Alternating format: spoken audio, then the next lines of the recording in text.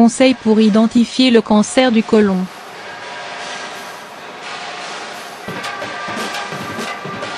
Le Dr Éric Vaillant, gastro-entérologue à Lille et président du comité d'organisation des côlons décrit les symptômes et facteurs de risque devant faire l'objet d'un dépistage précoce, qui permet de guérir 9 cas sur 10.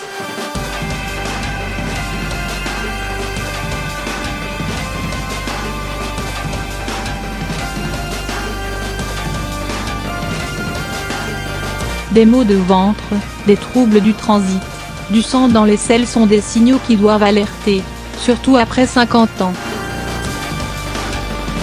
Si ces troubles durent plus d'une semaine et ne concernent pas une maladie infectieuse comme une gastro-entérite ou une indigestion, il faut consulter.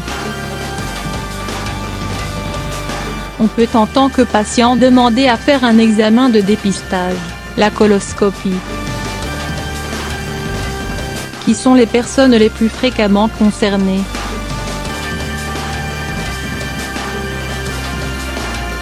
Les personnes âgées de 50 à 74 ans, 17 millions de Français, sont invitées à pratiquer un dépistage tous les 2 ans, symptômes ou non.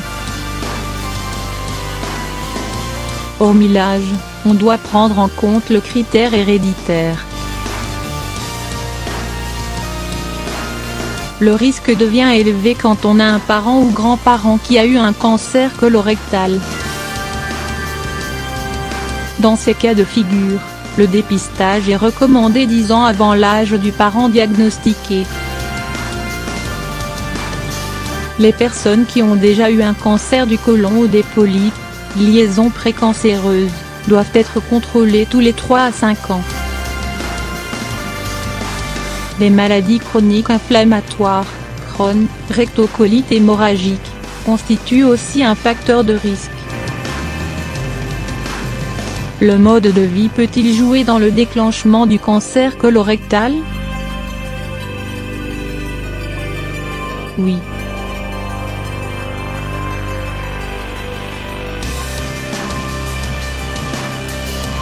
Un homme de 68 ans, plutôt sédentaire, qui a pris 15-20 kg ces dernières années, qui mange beaucoup de charcuterie et peu de fibres, est par exemple une personne à risque.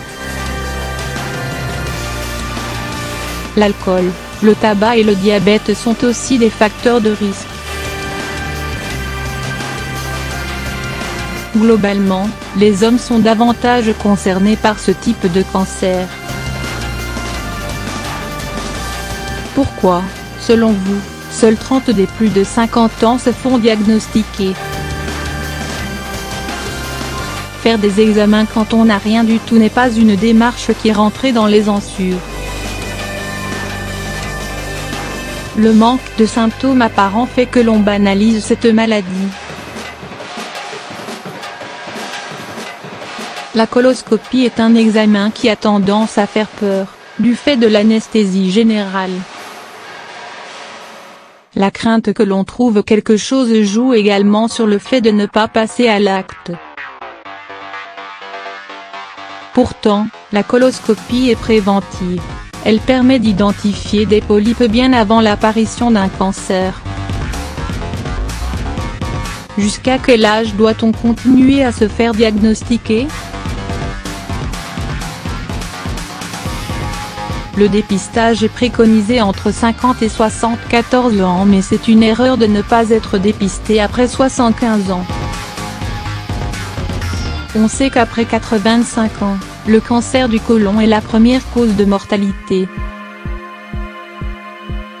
Le cancer colorectal, qui touche le côlon et le rectum, concerne chaque année en France 43 000 personnes, dont environ 19 500 femmes et 23 500 hommes. Troisième cancer le plus fréquent, il est pourtant le deuxième en termes de décès avec 18 000 morts par an.